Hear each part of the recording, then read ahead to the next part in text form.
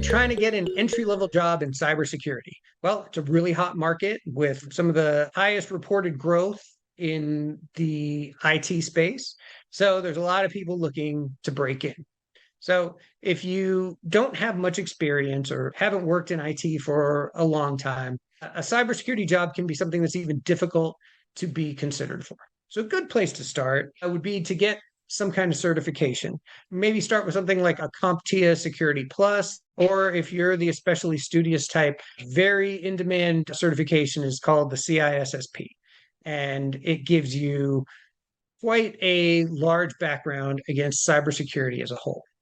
Now, if you have been in the military or would consider joining, they offer a lot of training in cybersecurity. And many of the leaders in the field today are former military themselves.